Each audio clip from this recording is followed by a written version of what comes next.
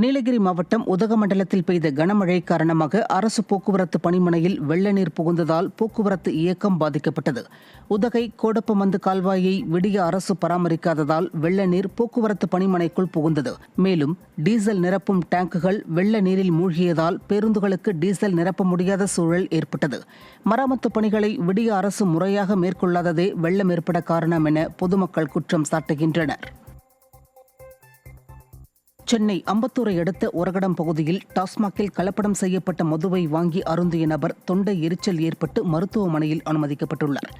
ஒரகடம் பகுதியைச் சேர்ந்த ஆட்டோ ஓட்டுநரான சுரேஷ் என்பவர் அரசு டாஸ்மாகில் மது வாங்கி அருந்தியுள்ளார். சிறிது நேரத்திலேயே தொண்டை எரிச்சல், வாந்தி ஏற்பட்டு மருத்துவமனையில் அனுமதிக்கப்பட்டார். அவர் அருந்திய மது பாட்டிலின் அடியில் வெள்ளை நிற திரவம் படிந்திருந்ததால் பாதிக்கப்பட்டதாக மருத்துவர்கள் தெரிவித்தனர். விடிய அரசு கள்ள சாராயத்தால் மக்களின் உயிரை கொத்து கொத்தாக பலி வாங்கிய பிறகும் டாஸ்மாகில் கலப்படம் செய்யப்பட்ட மதுவை விற்பனை செய்து வருவதாக பொதுமக்கள் குற்றம் சாட்டியுள்ளனர். திண்டுக்கல் மாவட்டம் வத்தலக்குண்டு அருகே தபால் நிலையத்தின் சேமிப்பு கணக்கில் செலுத்தப்பட்ட பணத்தினை போஸ்ட் மாஸ்டர் ஒருவரே முறைகேடு செய்த சம்பவம் ஊர் மக்களிடையே அதிர்ச்சியை ஏற்படுத்தியுள்ளது. தும்மலப்பட்டி கிராமத்தில் போஸ்ட் மாஸ்டராக பணியாற்றி வரும் முனியாண்டி என்பவர் ஊர் மக்களின் வரவு செலவு கணக்கில் முறைகேடு செய்துள்ளார். இதனால் அதிர்ச்சியடைந்த கிராமத்தினர் அனைவரும் தபால் நிலையத்தில் குவிந்தனர். தலைமறைவான போஸ்ட் மாஸ்டர் 1 கோடிக்கு மேல் முறைகேடு செய்திருப்பதாக கூறப்படுகிறது. எனவே மத்திய அரசு உடனடியாக பொதுமக்களின் பணத்தை மீட்டுத் தர வேண்டுமென ஊர் மக்கள் வலியுறுத்தியுள்ளனர். ராமநாதபுரம் மாவட்டம் மூக்கையூர் கிராமத்தில் புதிதாக உப்பளங்கள் அமைப்பதை கண்டித்து விவசாய சங்கத்தினர் ஆர்ப்பாட்டத்தில் ஈடுபட்டனர்.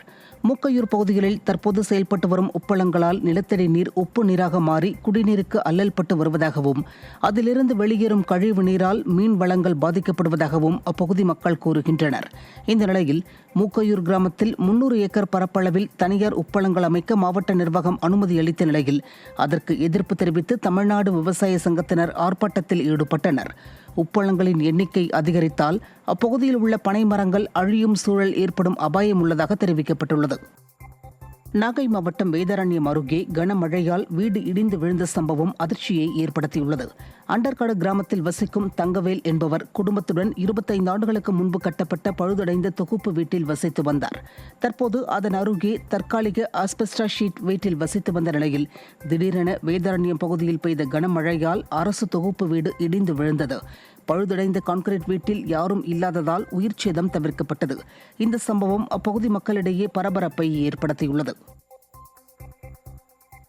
கடலூரில் மின் வாரியத்தில் பணிபுரியும் ஒப்பந்த தொழிலாளர்கள் குடும்பத்துடன் தர்ணா போராட்டத்தில் ஈடுபட்டதால் பரபரப்பு ஏற்பட்டது. மேற்பார்வை பொறியாளர் அலுவலகம் முன்பு மின் வாரியத்தில் பணியாற்றும் ஒப்பந்த தொழிலாளர்களை தேர்தல் கால வாக்குறுதிப்படி பணி நிரந்தரம் செய்ய வேண்டும் உள்ளிட்ட கோரிக்கைகளை நிறைவேற்ற வலியுறுத்தி போராட்டத்தில் ஈடுபட்டனர்.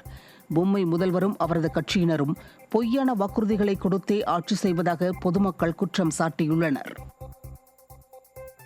தஞ்சாவூர் மாவட்டம் அரசு சரபோஜி கல்லூரி மாணவ மாணவிகள் நாடு முழுவதும் பெண்கள் மீது தொடரும் பாலியல் தொந்தரவுகளுக்கு எதிராக கடுமையான சட்டங்களை உடனடியாக ஒன்றிய அரசும் தமிழக அரசும் கொண்டுவர வேண்டுமென வலியுறுத்தி ஆர்ப்பாட்டத்தில் ஈடுபட்டனர். தஞ்சாவூர், கிருஷ்ணகிரி, திருச்சி உள்ளிட்ட பல்வேறு பகுதிகளிலும் பாலியல் வன்கொடுமை நிகழ்வுகளால் மாணவிகள் கடுமையாக பாதிக்கப்பட்டிருப்பதாக கூறிய அவர்கள் கொல்கத்தா பயிற்சி மருத்துவர் பாலியல் வன்கொடுமை வழக்கில் குற்றவாளிகளை கைது செய்ய வலியுறுத்தினர்.